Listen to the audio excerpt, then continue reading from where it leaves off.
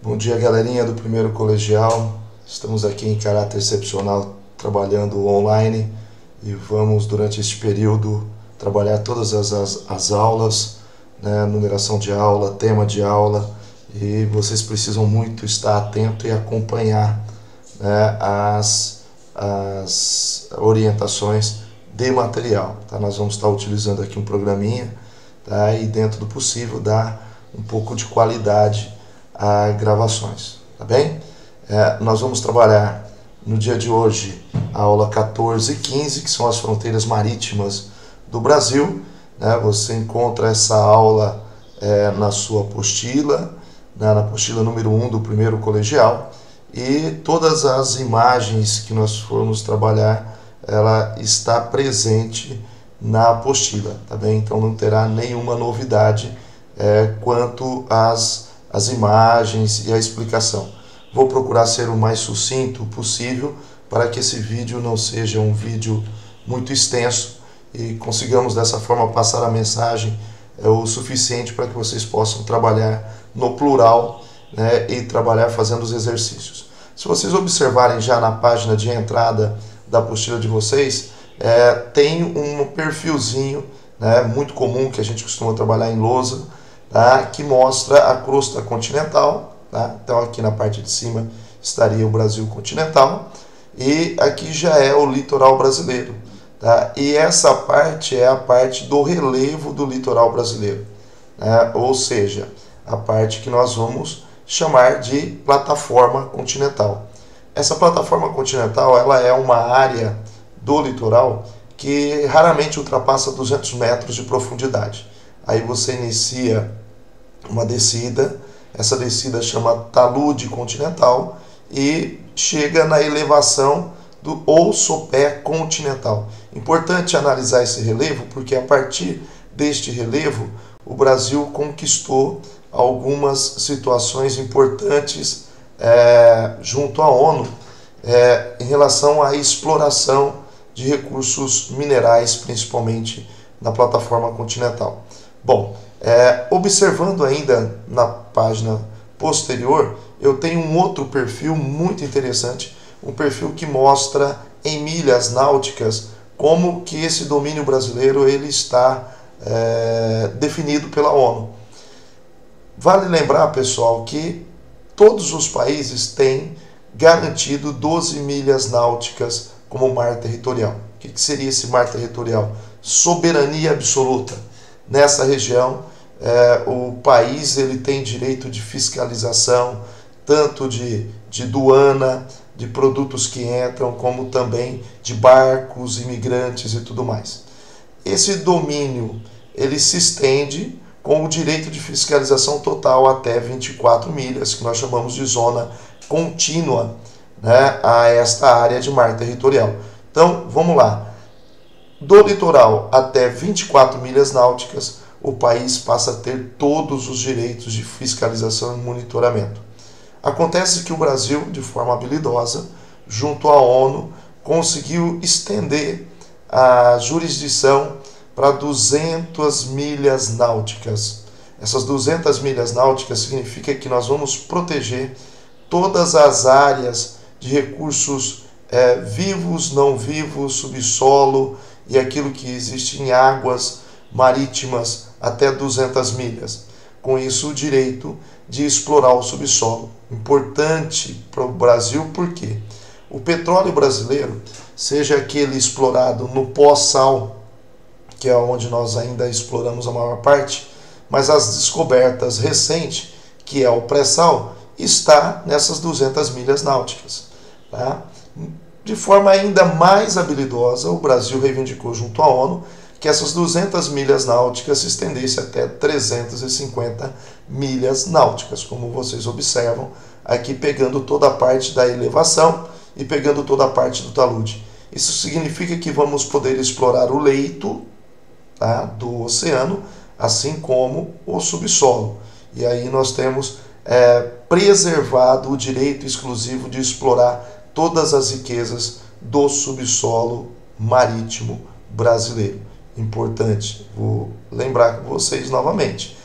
Aqui está as principais reservas de petróleo no Brasil.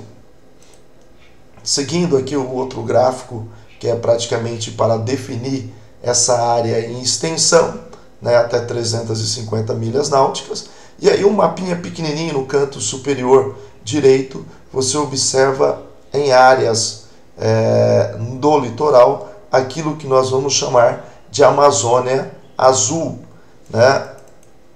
Um termo mais recente que foi definido para mostrar a potencialidade deste litoral brasileiro. A Amazônia Verde vocês já conhecem, e ela ganha destaque não só pela floresta amazônica, né, por todos os recursos hídricos que ali tem, a biodiversidade e tudo mais, mas recentemente, nos últimos governos, iniciou um processo de implantação de várias hidrelétricas, né, nesta região amazônica, principalmente nos afluentes da margem direita do rio Amazonas. Dessa forma, a Amazônia Verde se transformou também estrategicamente na fronteira energética brasileira. Então nós temos duas fronteiras energéticas brasileiras, a Amazônia Azul e a Amazônia Verde e a Amazônia Azul. Mas o que tem nessa Amazônia Azul para ela se transformar na segunda fronteira energética brasileira? Tem o pré-sal, né? A descoberta recente dessas reservas imensas de petróleo, né? Segundo os analistas, nós temos aí praticamente 3 economias dos Estados Unidos enterrado abaixo da coluna de sal, e basta a gente conseguir alguns trilhões de dólares para ir buscar todo esse dinheiro que está enterrado em petróleo. Tá? Esse litoral extenso brasileiro dá ao Brasil uma importância geopolítica e estratégica incrível, mas não só isso.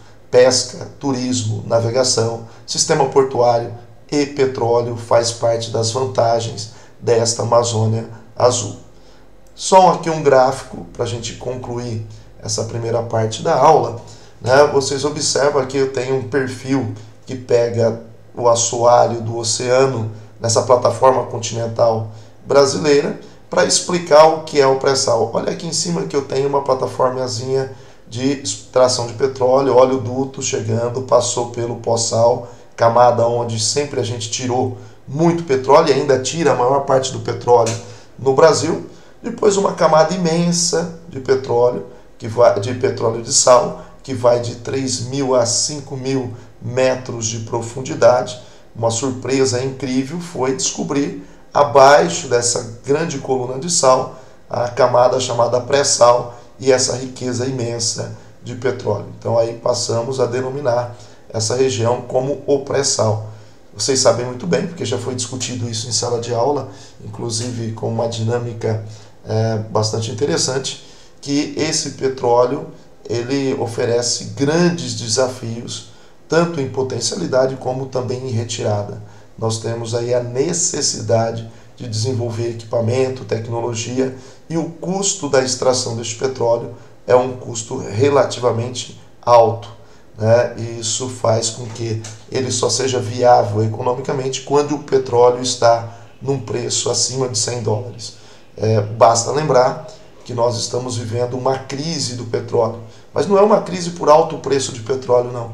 É uma crise por baixo preço de petróleo, né? Então, neste momento, há uma dificuldade extra, somada a todas as outras dificuldades de retração econômica, de retração de consumo, que é o baixo preço do barril do petróleo em cenário internacional, que inviabiliza a extração deste petróleo. Mas não vamos aprofundar nesse tema petróleo, porque esse tema petróleo a gente vai trabalhar em aulas futuras, né? Eu gostaria de passar agora para a gente discutir alguns exercícios que está na plataforma do Plural.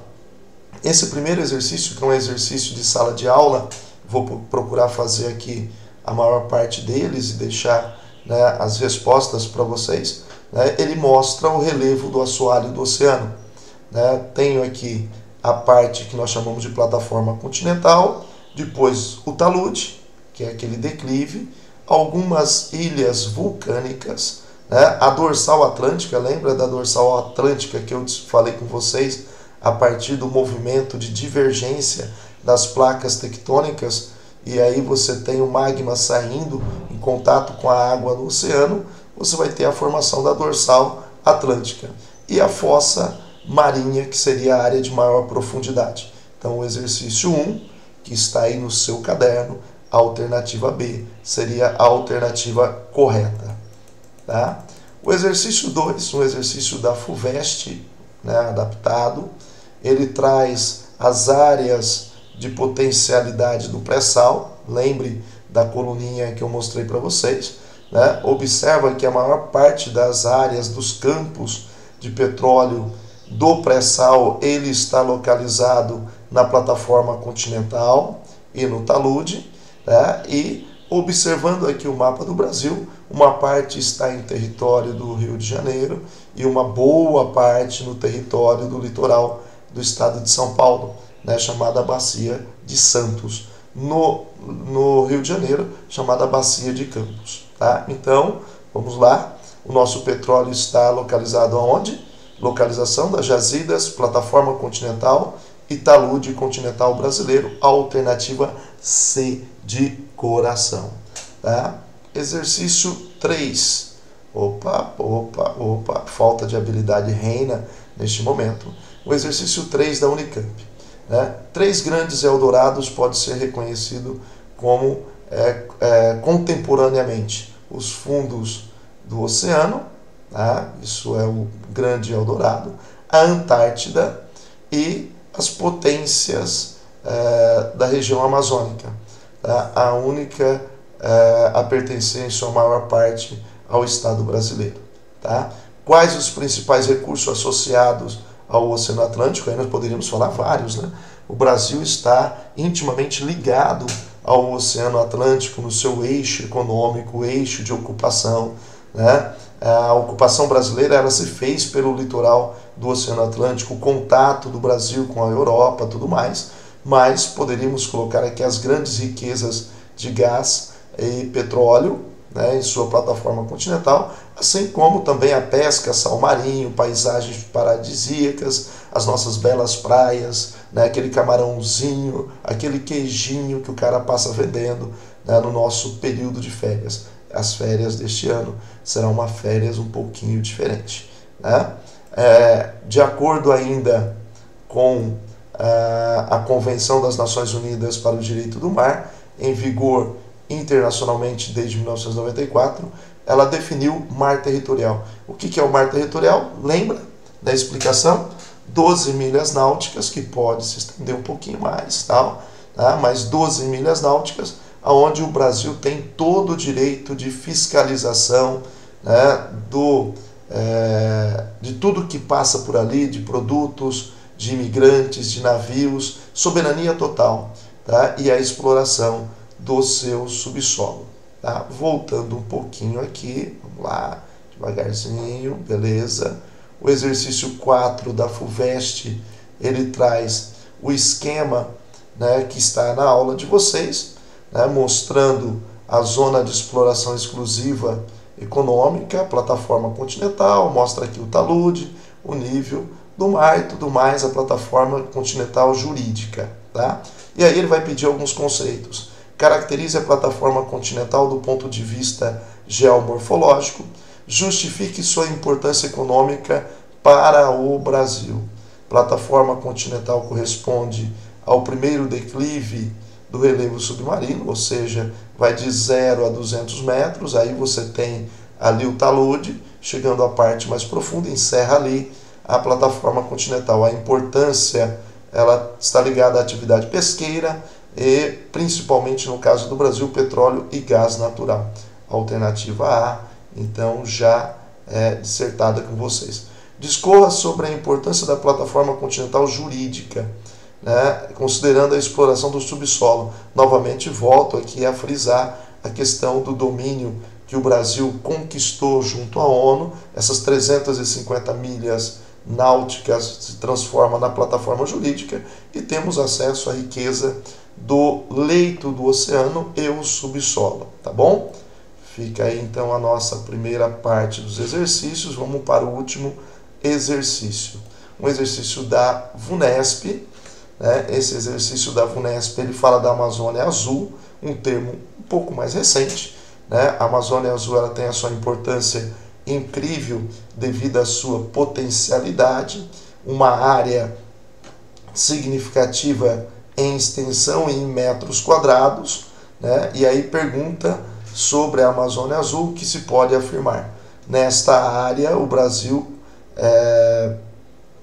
exerce o seu direito de soberania e jurisdição para melhor salvaguardar e explorar os recursos naturais ali existentes, ou seja, toda a potencialidade de petróleo, de pesca, de praias, né, de subsolo, de vida marinha está contida nessa Amazônia Azul.